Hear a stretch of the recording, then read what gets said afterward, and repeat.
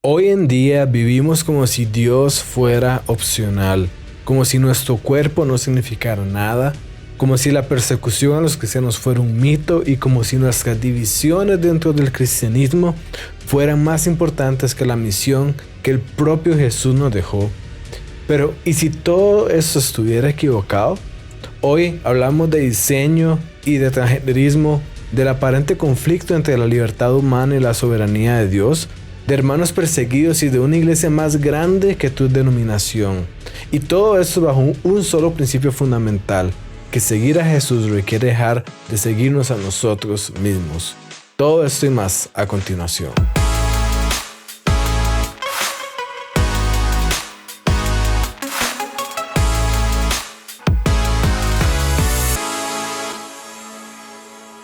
Quiero darle la bienvenida a Realidad Sin Filtros. Yo soy su anfitrión Diego Fallas y en este nuevo programa, como siempre, interactuamos con ideas y tendencias culturales a través de una teología y apologética sólida para traer claridad a un mundo lleno de confusión. Y hoy tenemos varios temas buenísimos, así que no vamos a perder más tiempo y vamos a entrar de una vez. Hace algún tiempo estuve haciendo algunas reacciones sobre el tema del feminismo, enfocado principalmente en lo que fue las marchas del 8 de marzo. Esto ha llevado a una serie de comentarios y conversaciones en YouTube y en otras plataformas sobre el tema del transgenerismo. Y quizás podrías preguntarte cómo es que hablando de feminismo terminamos en el transgenerismo, ya que pues uno diría pues en principio son luchas diferentes con diferentes objetivos. Bueno, sucede que esto no es del todo así totalmente. Hay muchas corrientes del feminismo que hoy en día están abocando por el transgenerismo y lo están apoyando. En fin, he hecho varios videos al respecto y aquellos que quieren seguir todo este hilo sobre el transgenerismo lo pueden hacer en el canal de YouTube, pero recibí un comentario de Carlos que quisiera abordar. Este es un comentario largo, entonces voy a irlo abordando por secciones, pero para que tengan una idea general de lo que Carlos nos dice, primero Carlos ataca la idea del diseño y esto está relacionado con lo que yo decía de que nuestro cuerpo, que yo sostengo es diseñado por Dios, nos informa si somos hombre o mujer. Pero bueno, si no hay un diseño para empezar, si no hay un diseño de nuestro cuerpo, pues no va a haber tampoco un diseño para saber si somos hombre y mujer. Así que empecemos por ese primer punto que fue por el que Carlos empezó. Carlos comenzó escribiendo y él dijo: los seres humanos no fuimos diseñados. Somos el resultado de un proceso de adaptación a las circunstancias que toma millones de años. Diseñar implica que tenemos condiciones existentes y que no cambian, y a partir de ahí empezamos a diseñar. Por ejemplo, una casa que fue diseñada con una cantidad limitada de cuartos y que el arquitecto no consideró que probablemente la familia que la habitaría iba a crecer. Originalmente el diseño se conserva como es y no cambia. Pero él continúa diciendo: pero los humanos sí evolucionamos y cambiamos dependiendo de las circunstancias. Además, los diseños tienen un fin específico y un propósito de existir, y eso no rompen con su propósito o fin. Se mantienen por el resto de su existencia. Lo que quiero decir es que los humanos somos más que un diseño, porque nos atraviesan circunstancias que nos hacen ser cambiantes y flexibles, a diferencia de un diseño planificado y pensado con un fin último. Él sigue escribiendo en su comentario, ahorita lo vamos a abordar, pero veamos esta parte del diseño. Lo primero, y esta para mis hermanos cristianos, normalmente cuando recibimos alguna objeción, lo primero que tendemos a hacer es empezar a responder. Pero recuerden, lo primero que debemos hacer es esperar que la persona asuma la carga de la prueba, la responsabilidad de mostrar que lo que está diciendo es cierto. Y este es un buen ejemplo. Aquí vemos que Carlos nos da un montón de conclusiones. Uno podría perfectamente preguntarle: bueno, Carlos, ¿cuál es tu evidencia de esto? Es decir, ¿cuál es tu evidencia de que el diseño es de esta forma? ¿Cuál es tu evidencia de que realmente los seres humanos somos productos de millones de años de evolución? Pero antes de empezar a responder nosotros como cristianos cuando nos encontramos a una objeción, dejemos que la persona lleve su propia carga de la prueba. Pero bueno, ahorita no estoy en una conversación con Carlos, entonces vamos a comentar sobre los temas que él propuso. Empecemos con este del diseño. Ahora, el tema de la evolución, ¿verdad? Es un tema enorme y si nos metemos ahí, sería una conversación completamente diferente. Pero valga decir esto. Deberíamos siempre que hablamos de evolución, diferenciar entre macroevolución y la microevolución. La microevolución es un hecho científico totalmente comprobado y básicamente nadie tiene dudas al respecto que sepa del tema, que es las adaptaciones dentro de una misma especie. Ahora, la macroevolución tiene grandes problemas y no solamente los cristianos, no solamente personas que apoyan el diseño inteligente, sino hasta los mismos evolucionistas aceptan que tiene grandes problemas y eso se produce al interpolar, pero al extrapolar más bien los datos que tenemos de la microevolución a la macroevolución. En palabras más sencillas se producen los problemas de que por decir que hay cambios en una misma especie, esto produce diferentes especies. Eso es un salto enorme y ahí es donde está el problema. Pero más allá del problema, dejemos la evolución a un lado. Más allá de ese problema, ignorémoslo por un momento. Mi mayor problema realmente no es con la macroevolución, sino es con el naturalismo. Y esa es una postura filosófica, ojo, no es algo científico, es una postura filosófica, pero eso es muy importante porque la ciencia se construye en filosofía, y entonces las posturas filosóficas que tengamos va a impactar la ciencia que hagamos. Y esa postura dice que todo lo que existe es lo natural, aquello que puede ser estudiado por justamente las ciencias naturales. En palabras más sencillas, mi problema con todo esto es asumir, porque nuevamente es una presuposición, no se da evidencia al respecto, no se argumenta al respecto, se asume que Dios no tuvo nada que ver, en lugar de debatir cómo fue que Dios lo hizo. El decir que la macroevolución es cierta, incluso si lo es, ¿verdad? Incluso si fuera que desde un organismo unicelular tenemos toda la diversidad de especies que vemos hoy en día y que ha existido durante toda la historia de la Tierra, eso no quiere decir que Dios no existe. Y ahí es donde está el verdadero problema. No es tanto con el gran problema que científicamente tiene la macroevolución, sino es con la presuposición de que Dios no existe. Y para ilustrar esto justamente, predicando con el ejemplo de mostrar que lo que yo digo no es nada más una conclusión, sino argumentar por ella, resulta que hay un gran problema si la macroevolución es cierta y Dios no existe. ¿Por qué?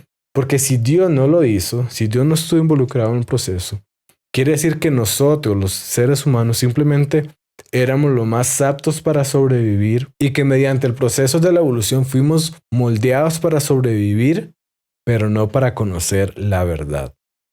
Esto quiere decir que si Dios no existe y la macroevolución efectivamente pasó, nosotros no podríamos conocer en que verdaderamente estamos construidos para conocer la verdad sobre cualquier cosa que creemos. Nosotros, si ese fuera el caso, ciertamente podemos confiar en nuestra capacidad para generar creencias que nos ayuden a sobrevivir, pero no podríamos confiar en nuestra capacidad para generar creencias verdaderas. Porque nuevamente, si Dios no existe y la macroevolución es cierta, nosotros nos adaptamos para sobrevivir, no para buscar la verdad necesariamente. Y esto quiere decir que esa persona que cree que efectivamente Dios no existe y que la macroevolución es cierta, debería desconfiar de su capacidad para generar ese argumento, porque entonces sus creencias están orientadas a la supervivencia y no a la verdad. Más allá de esto, este comentario que nos muestra Carlos nace de una visión errónea de lo que es el diseño. Porque como Carlos lo describe, parece que el diseño implica necesariamente que algo es rígido, inmutable, esto quiere decir que no cambia, que es incapaz de adaptación. Pero por lo tanto, si eso fuera así, puedo ver efectivamente cómo Carlos concluye que dado que los seres humanos cambiamos y nos adaptamos, entonces eso significa que no somos diseñados. Por eso, justamente quisiera retar la visión del diseño que tiene Carlos. Porque el hecho de que algo sea diseñado no quiere decir que no puede cambiar o que es rígido. El que algo sea diseñado implica que tiene un fin por cumplir, que fue concebido, creado, diseñado para cumplir ese fin y que fue dotado de ciertas características que lo habilitan para cumplir ese fin. Eso quiere decir que en algunas ocasiones se diseña algo que es rígido y estático como una casa, pero en otras ocasiones puede ser que se diseñe algo específicamente con una capacidad de cambiar o de adaptarse como parte del diseño en sí mismo. Pensemos, por ejemplo, en la inteligencia artificial. La inteligencia artificial está diseñada para aprender y para cambiar. La objeción que Carlos propone es contra un tipo específico de diseño en la que se diseñan cosas rígidas y estáticas, pero no es el tipo de diseño que tenemos los seres humanos. Y eso lo podemos ver en nuestro desarrollo físico y emocional. Y de hecho, justamente, la Biblia nos manda a desarrollarnos en nuestro carácter y a crecer hasta llegar a ser más como Jesús. Por esa razón, justamente, los seres humanos tenemos capacidades para razonar. Nuevamente, vemos el contraste de que nosotros bajo esta postura sí tenemos una razón para confiar en lo que creemos, porque creemos que fuimos diseñados para razonar. Tenemos una capacidad para ser creativos, para adaptarnos a las circunstancias y tenemos libertad, porque es parte de nuestra naturaleza humana y es parte de nuestro diseño. ¿Por qué? Porque Dios nos hizo en la forma que Él quería que fuéramos. Y nos dio estos elementos para cumplir un fin en particular para nuestras vidas y uno en general como raza humana, que es conocer a Dios y darlo a conocer. Cada uno de nosotros puede tener ciertamente nuestros propósitos personales y subjetivos, ¿verdad? Yo puedo querer, no sé, sacar una carrera, puedo querer tener cierto trabajo, puedo querer tener una familia, pero además de esos propósitos personales, tenemos un diseño general y un objetivo general que es el conocer a Dios y darlo a conocer. Por esa razón, Dios nos da las herramientas que ocupamos para hacerlo. Nos da la libertad necesaria para decidir conocerlo a Él y la libertad que es necesaria para que exista el amor verdadero, porque sin libertad no hay amor. Nos da racionalidad, la razón, ¿verdad? Que la necesitamos para conocer a Dios a partir de lo creado y quién es la última fuente de aquello que es racional. Nos da creatividad que nos lleva a la fuente última de la creatividad y demás. Estoy de acuerdo en que nosotros somos más que un diseño en el sentido de que no somos artefactos rígidos, sin libertad o sin historia. Pero también afirmo que nosotros no somos menos que un diseño. Nosotros fuimos concebidos con un propósito, dotados de capacidades que nos permiten adaptarnos, amar, razonar y crecer. El diseño no es una jaula, es precisamente el marco que hace posible nuestro crecimiento, la libertad y la experiencia humana. Ahora bien, llegamos aquí a un punto muy importante y es que el hecho que tengamos libertad y que crezcamos en cosas no significa que todo aspecto de nuestra naturaleza puede cambiar, porque justamente no estamos diseñados de esa forma. Pensemos en una semilla de manzana. Esta puede crecer, puede convertirse en un árbol, puede empezar a dar frutos, pero nunca se puede convertir en un árbol de peras. O nunca se va a convertir, digamos, en un ser espiritual. Porque está diseñada para ser una semilla de manzana que va cambiando, para ser un árbol de manzana y para dar fruto. Nuestra capacidad para cambiar no significa que podemos convertirnos en cualquier cosa. Podemos cambiar como seres humanos, pero por ejemplo, nunca podemos dejar de ser seres humanos. Hay límites y nuestra naturaleza define cuáles son esos límites y qué cosas podemos cambiar y qué cosas no podemos cambiar. Eso tiene implicaciones directas sobre el tema del transgenerismo, porque fuimos diseñados como hombres o como mujeres, con una naturaleza sexual que no podemos cambiar y que tampoco es intercambiable entre sí. Incluso los casos poco comunes de condiciones intersexuales En esos casos lo que vemos son excepciones dentro de un diseño binario, normalmente que va entre hombre y mujer, un diseño binario general, lo cual de hecho es lo que nos permite saber cuándo es que una persona es intersexual, porque podemos compararlo contra las dos categorías que hay. Lo que vemos en estos casos no es una multiplicidad de naturalezas.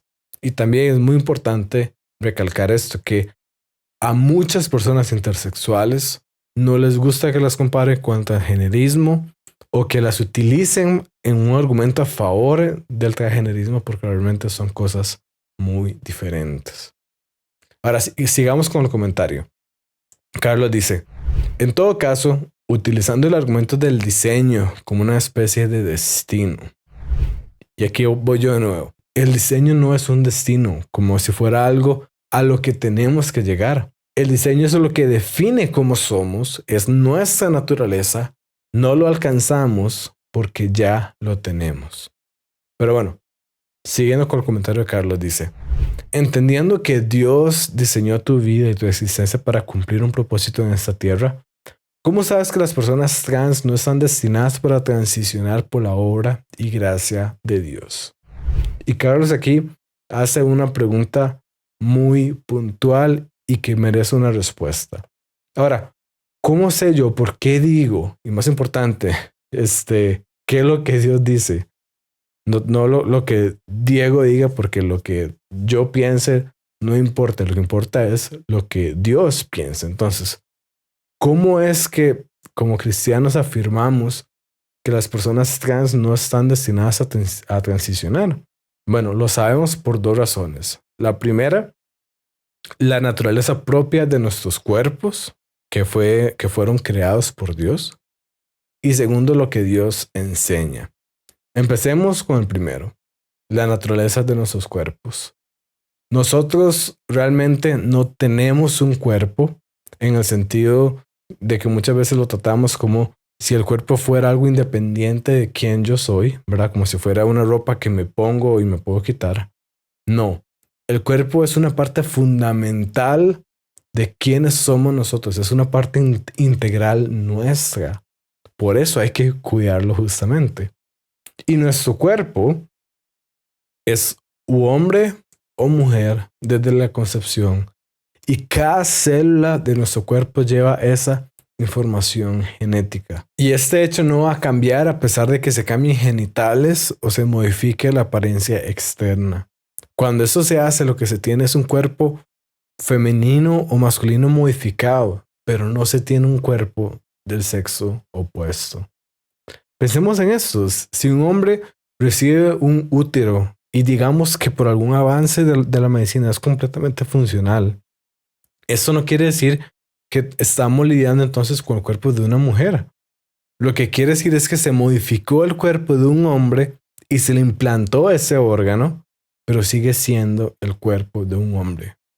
Mi argumento desde el puro inicio ha sido que nuestro cuerpo debería informarnos sobre quiénes somos. La naturaleza de nuestro cuerpo nos dice si somos hombre o si somos mujer. Y esto también sirve para mostrar una contradicción en el transgenerismo, porque por un lado se nos dice que nuestro cuerpo no nos informa sobre el hecho de si somos hombre y mujer, realmente no tiene nada que ver. Alguien, según dicen, puede ser un hombre, pero identificarse como mujer. Pero luego, sin querer, se hace evidente que nuestro cuerpo en realidad sí tiene que ver con lo que somos, porque se intenta cambiarlo. Si fuera cierto que nuestro cuerpo es completamente independiente y que no dice nada sobre si somos hombre y mujer, sencillamente no habría necesidad de cambiarlo.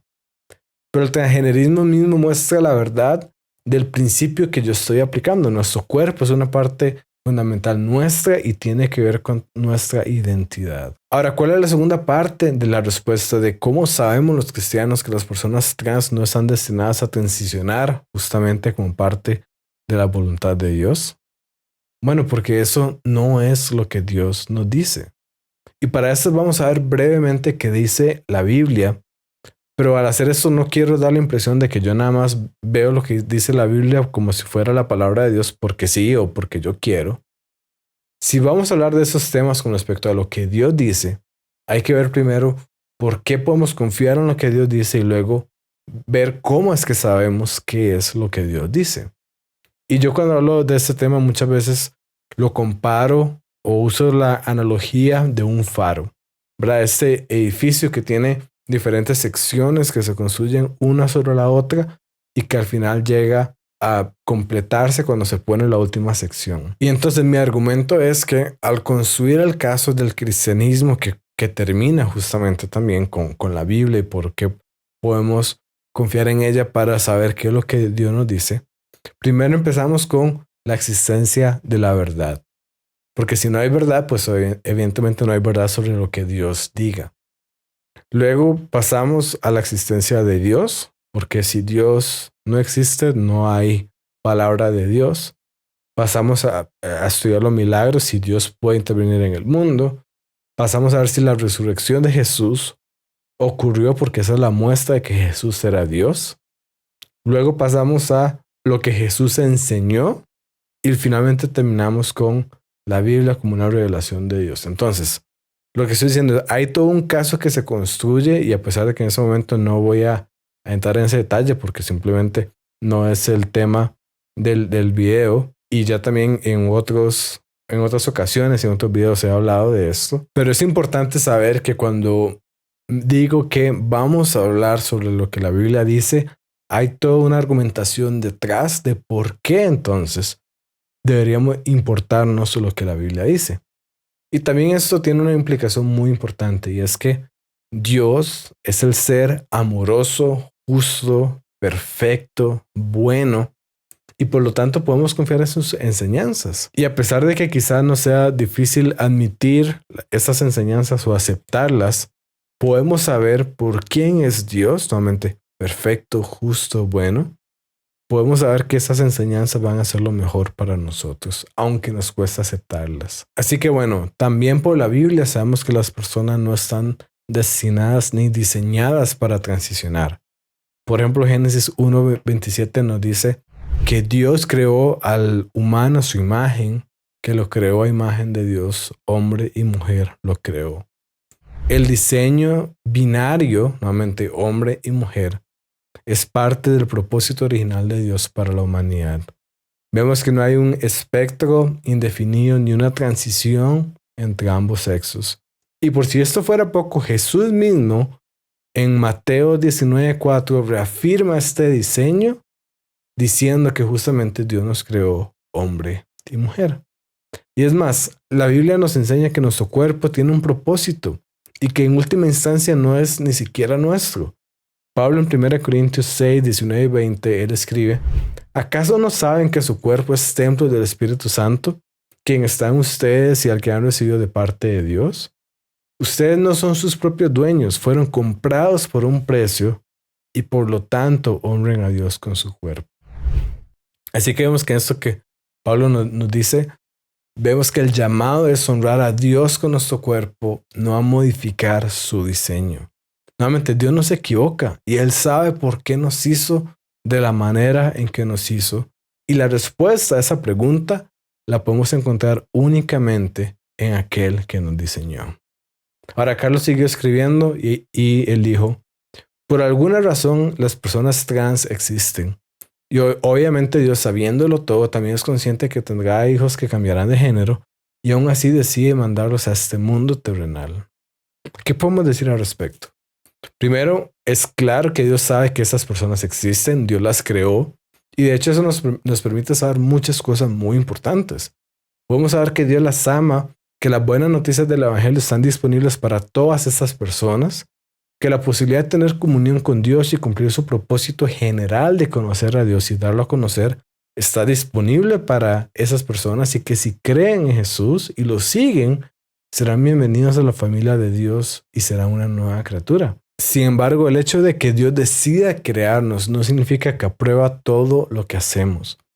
Eso es cierto de las personas transgénero, pero si somos honestos y siendo francos, es cierto de todas las personas. Dios sabía que todas las personas nos íbamos a apartar de nuestro diseño original. Dios sabía que todos íbamos a pecar. La Biblia nos dice que todos hemos pecado. Dios sabía que íbamos a preferir seguirnos a nosotros mismos, a la cultura o a un sinfín de cosas antes que a Dios. Pero es que nuevamente ese no es el final de la historia. Dios sabía que esto iba a pasar y eso es lo que explica justamente la cruz de Jesús.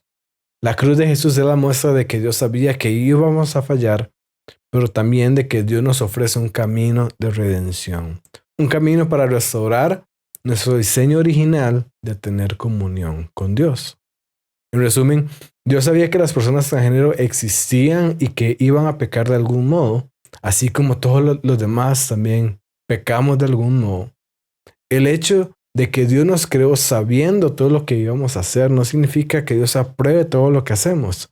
Significa que Dios sabía lo que íbamos a hacer, sabía que íbamos a fallar, pero aún así Él decidió crearnos porque consideró que valíamos la pena, que éramos suficientemente valiosos para aún así crearnos y ofrecer una nueva vida en Él, que éramos suficientemente valiosos como para hacer el sacrificio de Jesús en la cruz por cada uno de nosotros. Y bueno, Carlos terminó comentando de que la condición trans es más complejo que un simple sentimiento.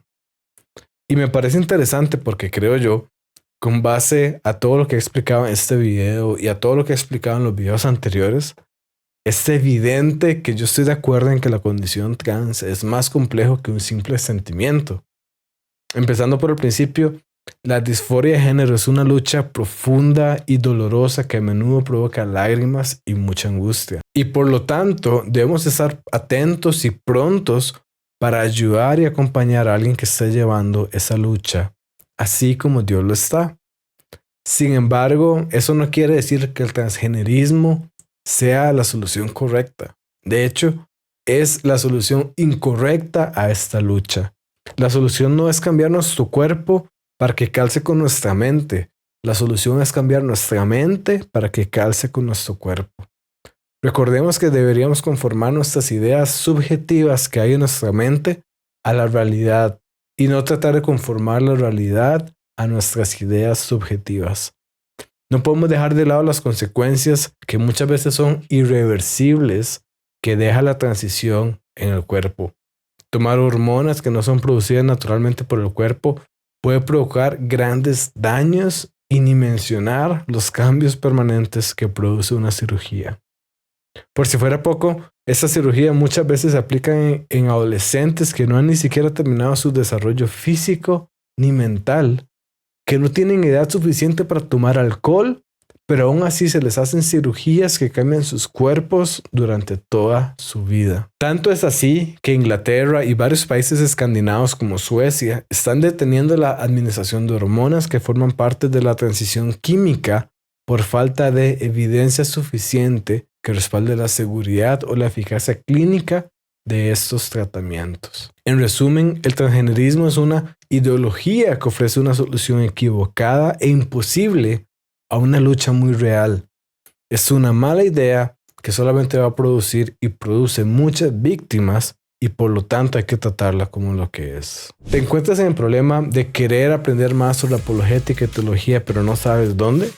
Bueno, yo diseñé una lista pensada para que no pierdas tu tiempo adivinando. Solamente entra a diegofallas.com/inclinar recomendados y encontrar libros ordenados por tema que han sido vetados para que evites entrar a cualquier lugar con teología dudosa.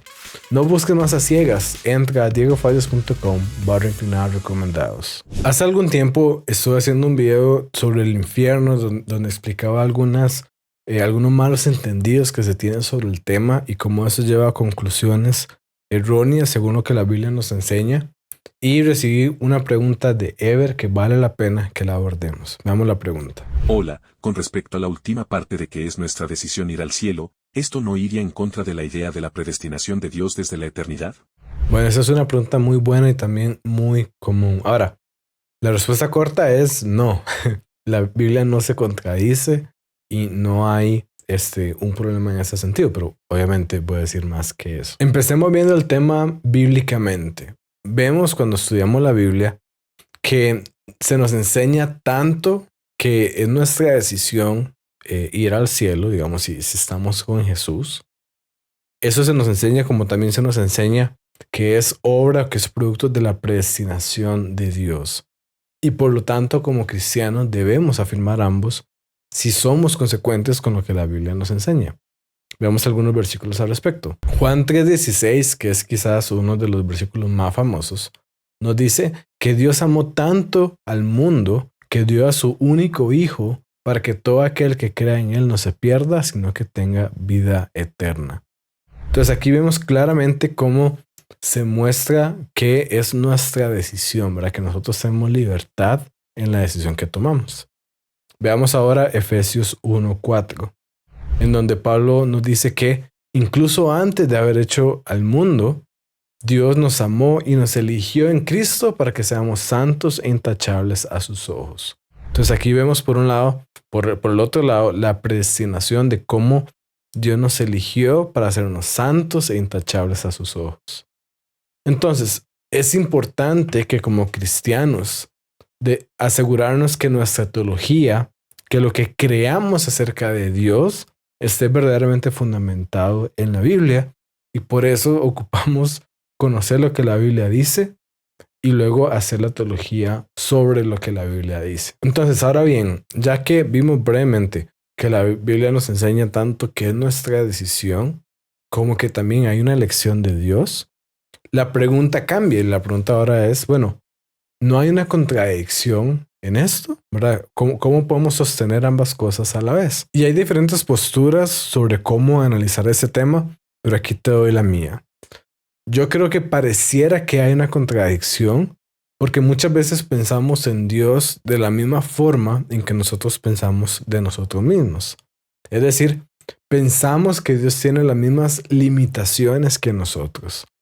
Y en este caso en particular, pensamos que Dios está limitado al tiempo, al espacio y a nuestro conocimiento de la misma forma que nosotros estamos limitados al tiempo, al espacio y al conocimiento. Entonces, por eso nosotros vemos esa pregunta como si estuviéramos en esa situación, como que yo al mismo tiempo te estoy preguntando si vas a ir a la izquierda o a la derecha sin saber qué vas a hacer, pero al mismo tiempo estoy diciendo y sabiendo y haciendo que tú vayas a la izquierda. Claramente hay una contradicción en ese escenario y no es realizable, no es posible. Sin embargo, en ese escenario hay varias cosas que no aplican para Dios. Primero, Dios no está limitado en su conocimiento, ¿verdad? Dios sabe lo que cualquier persona en cualquier situación hubiera hecho en cualquier momento. Para ver esto, piensa como el Doctor Strange, ¿verdad? De Marvel, que él dice que él vio millones de escenarios y ganaban solamente en uno. Y en este caso lo que yo estoy diciendo es algo similar, es que Dios en su conocimiento perfecto sabe lo que cada persona haría libremente en cualquier escenario y entonces Dios soberanamente decide de antemano cuál escenario es el que hace real, o sea, cuál es el mundo que hace real y entonces de ese modo Dios puede predestinarnos mientras que al mismo tiempo nosotros somos libres en este mundo. La otra cuestión que se puede tener sobre el tema es que por el hecho de que Dios sabe qué vamos a hacer, eso de algún modo significa que no somos libres. Pero podemos ver fácilmente cómo esto no es cierto, porque saber algo es diferente de causar algo. Mira este ejemplo. Y aquí vamos a ver que al quitar la limitación del tiempo, también ayuda a tener el panorama más claro. Si tú sabes que una persona fue al trabajo hoy, ¿verdad? Por una ruta específica, por un camino específico. ¿Acaso eso implica que tú causaste que esa persona fuera por esa ruta o ese camino específico?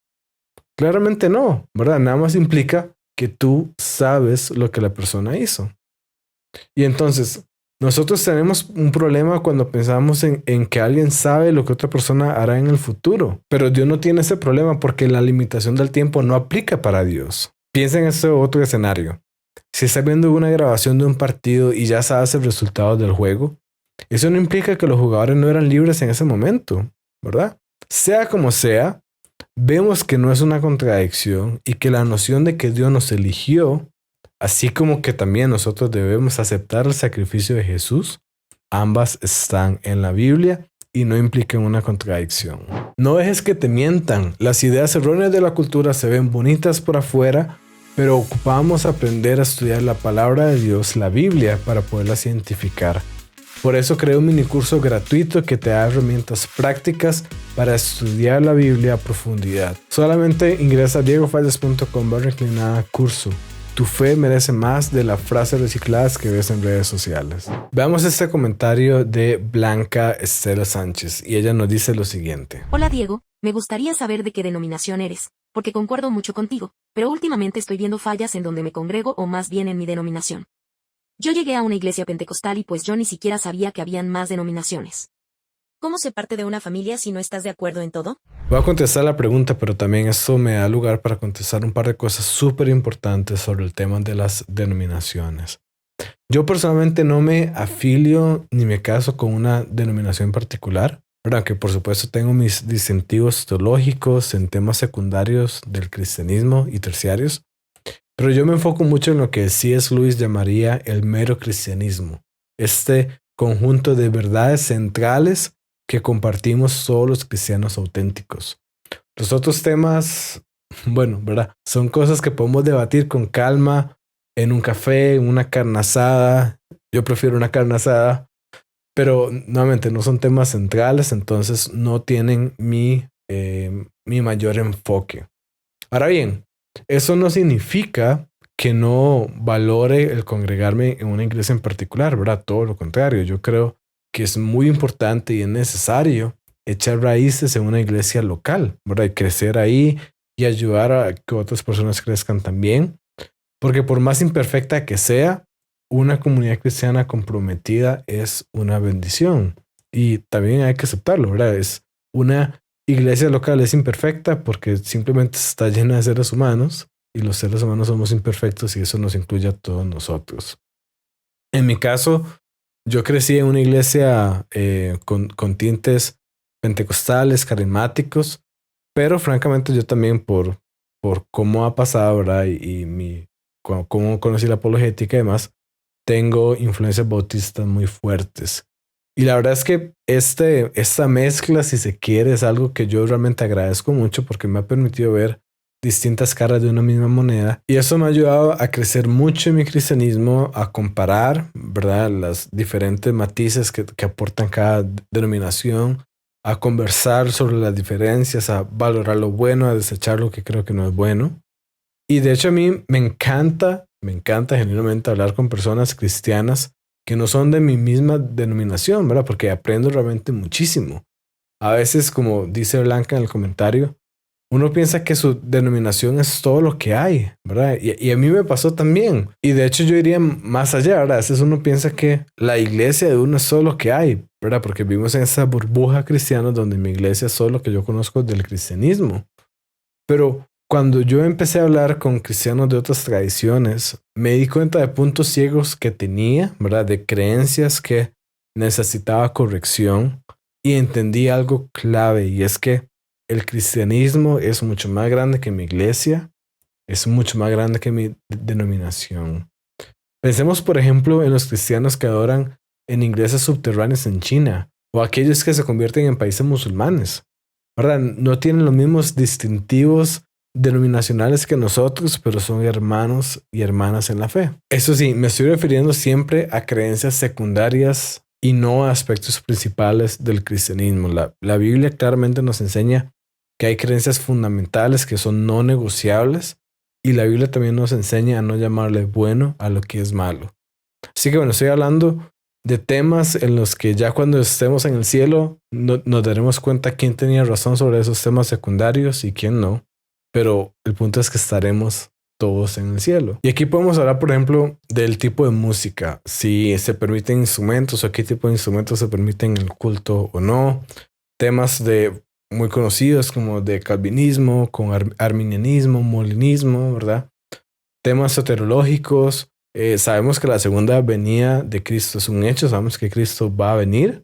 Pero hay diferencias entre cristianos sobre cuándo esto va a pasar, ¿verdad? Hay diferencias entre cristianos sobre los dones del Espíritu Santo, si están vigentes hoy, como estaban en la iglesia primitiva o si no. Todas estas cosas son cosas secundarias y aquí hay un punto muy importante y es que nunca vamos a encontrar una iglesia en donde estemos totalmente de acuerdo en todo. Pero eso no debería ser lo que determine si echamos raíces o no ahí.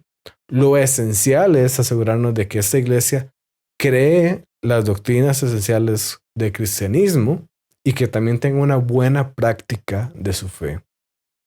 A partir de ahí, si también podemos encontrar una comunidad que también coincida en nuestras creencias secundarias o terciarias, pues excelente.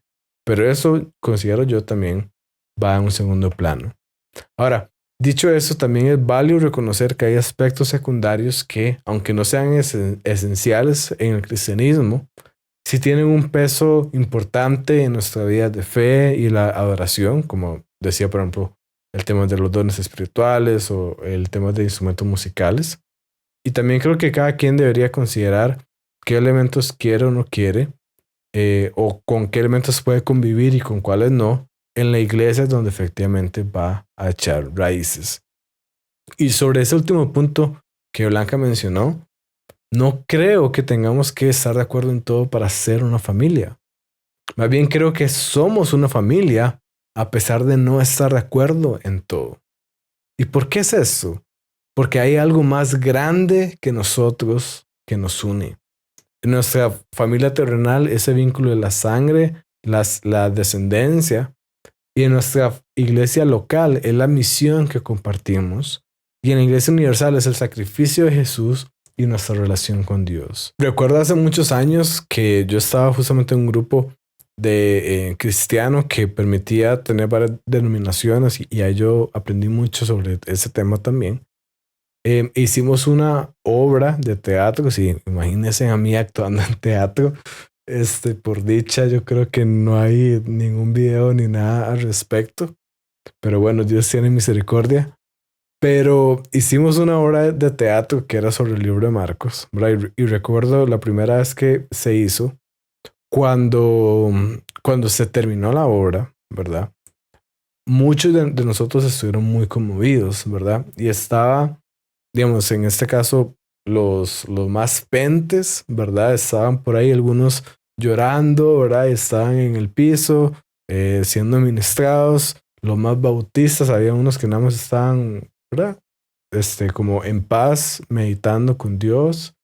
Y había otro que estaba cantando, tranquilo, ¿verdad?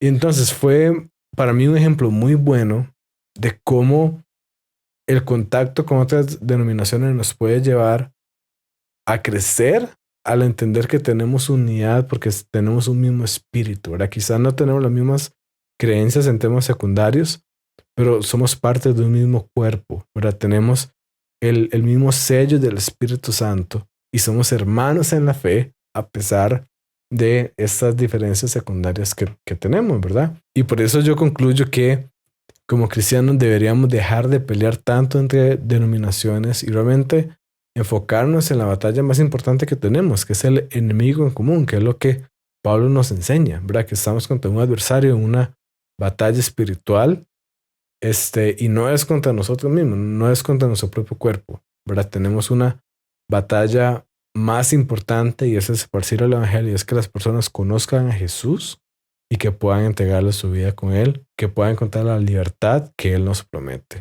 ¿Quieres ver más reels, escuchar podcasts o recibir contenido directo en tu WhatsApp? Sea cual sea tu estilo, hay algo para ti. Solamente sigue a @soydiegofallas en YouTube, Instagram, Facebook, X y TikTok. Y también escucha el podcast de Realidad Sin Filtros en Spotify y Apple Podcasts. ¿O preferiste enterarte sin que el algoritmo decida por ti? Entonces súmate al grupo de WhatsApp. Entre a diegofallas.com/grupo y listo. Te llegarán los videos, eventos y novedades sin perderte nada. Hoy en día vivimos en una cultura individualista que piensa mucho solo en el yo. Pensamos que en cierto sentido somos el centro del universo y que todo gira alrededor mío. Y no solo eso, también pensamos que las experiencias que tenemos son únicas y que hay poco más allá de los límites de nuestra cabeza. Y esto es malo en muchos sentidos, pero también es malo cuando vemos nuestra fe de ese mismo modo. Muchas veces llegamos a pensar de que a pesar de que hay muchas iglesias cristianas, realmente solo la nuestra es verdaderamente cristiana. Llegamos a pensar incluso de que solamente nuestra denominación, si es que sabemos lo suficiente para saber que somos parte de una denominación, pensamos que solo nuestra denominación es la correcta.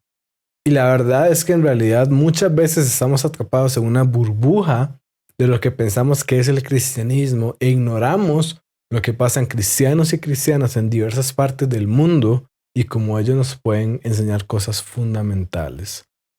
El Dr. Mike Licona es un académico del Nuevo Testamento y ha escrito y participado en muchos debates defendiendo la resurrección de Jesús.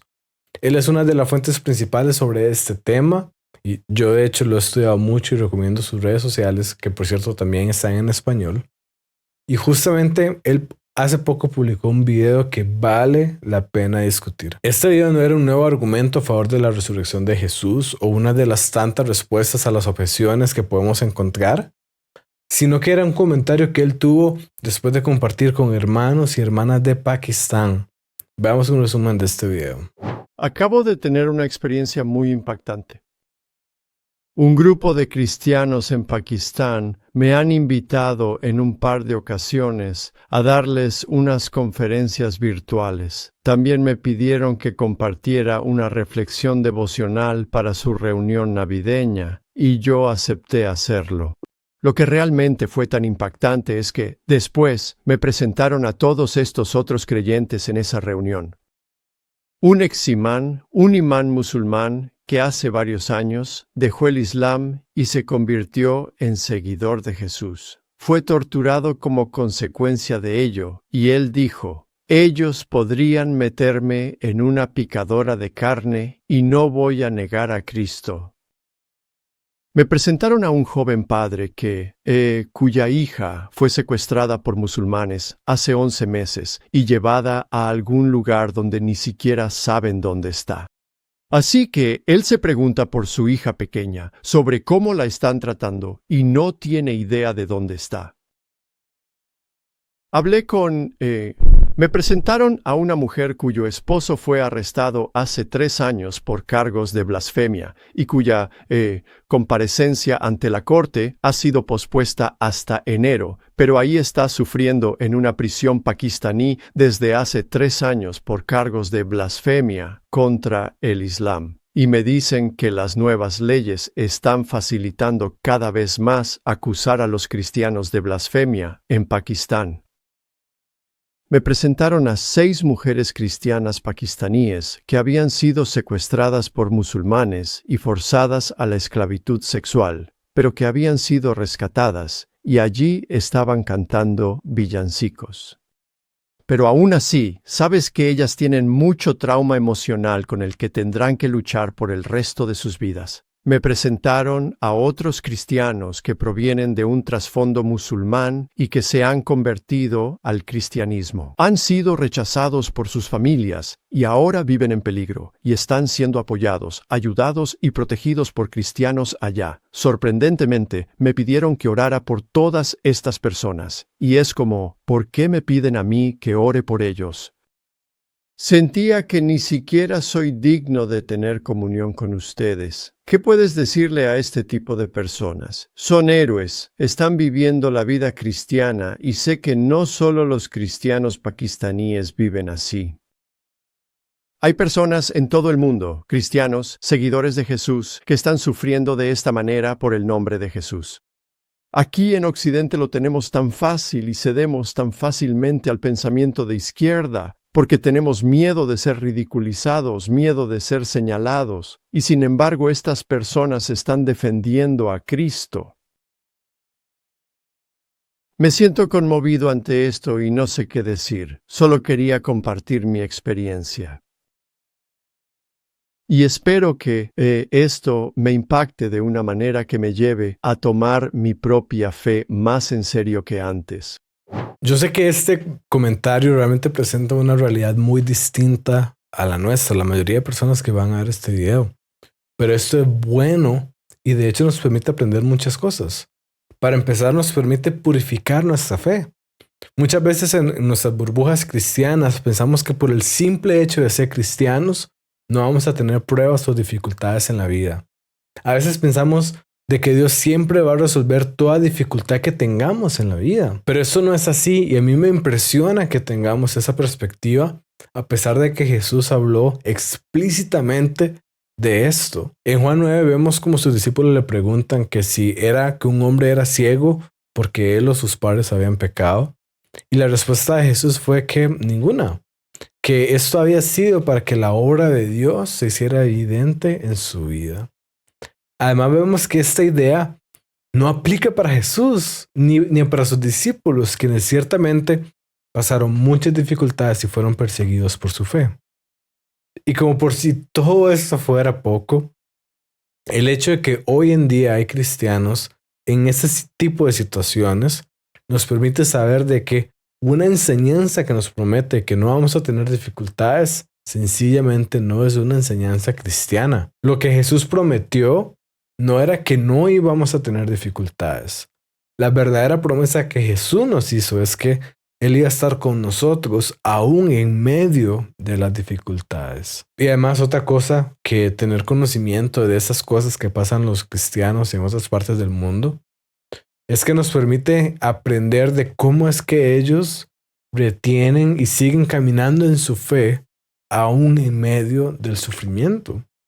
Es impresionante ver cómo la iglesia se desarrolla y crece en medio de la persecución.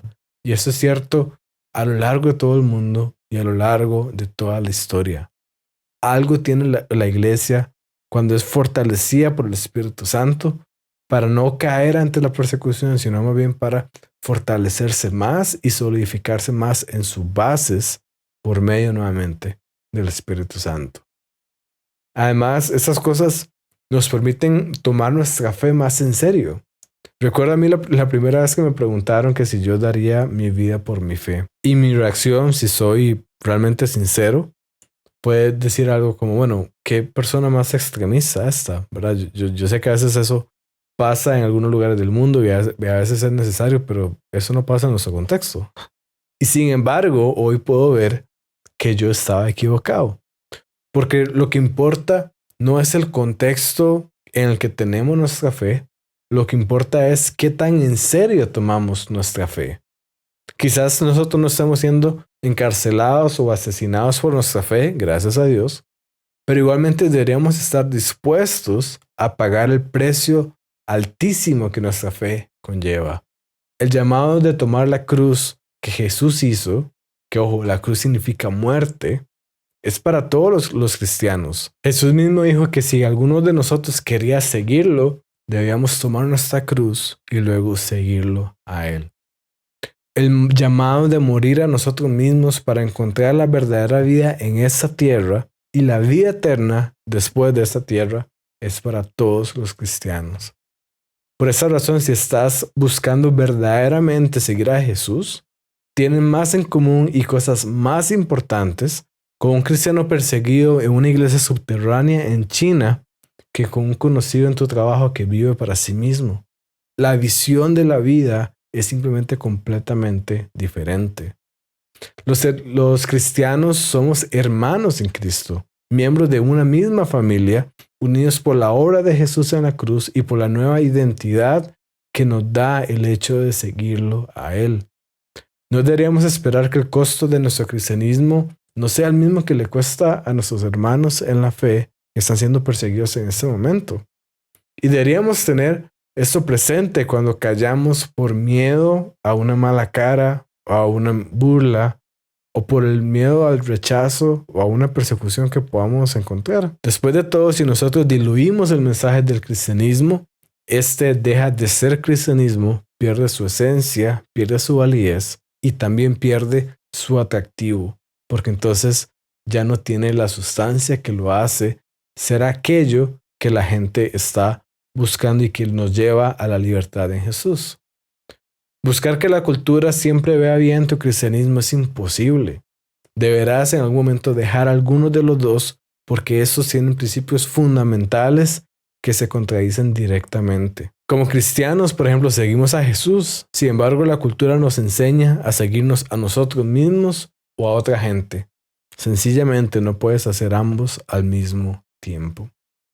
Y por último, podemos orar por ellos y también buscar apoyarlos en la manera que podamos. Somos parte de un mismo cuerpo y de hecho la Biblia habla de que somos diferentes miembros de un mismo cuerpo y debemos apoyar a nuestra familia espiritual que tiene necesidad. Así que la próxima vez que pienses en tu fe, no lo midas solo por lo que vives tú o por lo que ocurre en tu iglesia local. Somos parte de algo mucho más grande que es la familia global. Un cuerpo donde si un miembro sufre, todos sufrimos con él. Salir de nuestra burbuja no solamente nos abre los ojos a la realidad de otros creyentes, también nos despierta, nos purifica y nos llama a vivir un cristianismo más auténtico. Un cristianismo que no busca comodidad, sino fidelidad. Un cristianismo que no se adapta a la cultura, sino que se entrega a Cristo y por Cristo. Seguir a Jesús siempre ha tenido un precio y también una recompensa eterna. La pregunta no es si vas a enfrentar oposición por seguir a Jesús.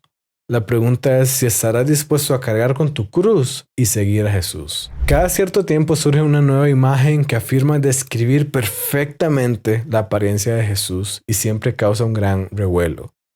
Recientemente salió una nueva imagen que hizo que muchos se preguntaran si efectivamente estaban viendo el rostro de Jesús. Esta imagen fue hecha a partir de la imagen que está presente en el sudario de Turín, y debido a que la imagen en el sudario no está completa, se utilizó el icono del Cristo Pantocrator del Sinaí para completar la información que faltaba. Este icono data de alrededor del año 550 y es una de las representaciones más antiguas de Jesús. Veamos la imagen. ¿En qué concuerda? Bueno, podemos decir que efectivamente es un hombre, como pareciera que hay necesidad de aclarar eso hoy en día. Tiene rasgos del Medio Oriente, ¿verdad? La piel, pelo y ojos son oscuros. Y claramente no tiene rasgos europeos como la piel clara y los ojos azules. Pero aquí está el punto verdaderamente importante. Ya sea que Jesús en realidad se veía así o no, lo importante es esto. Es saber que Jesús tenía un rostro. Jesús vivió y vive en la historia y en la realidad. No es simplemente una idea.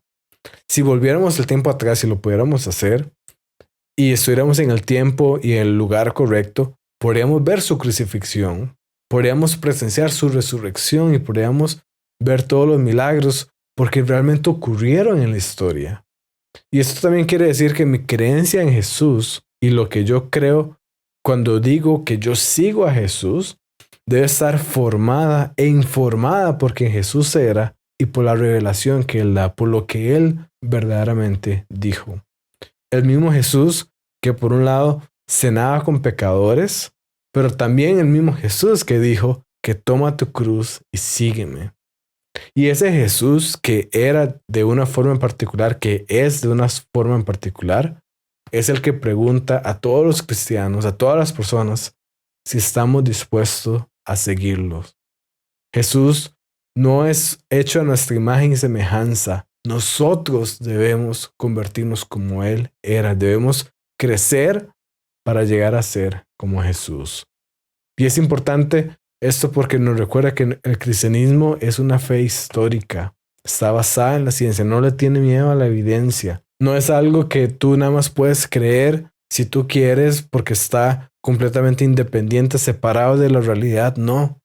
El cristianismo es la explicación de la verdad. Es la historia de cómo la realidad es. Y es la forma de ver el mundo que te va a llevar a vivir verdaderamente en esta tierra y alcanzar la vida eterna por medio de Jesús.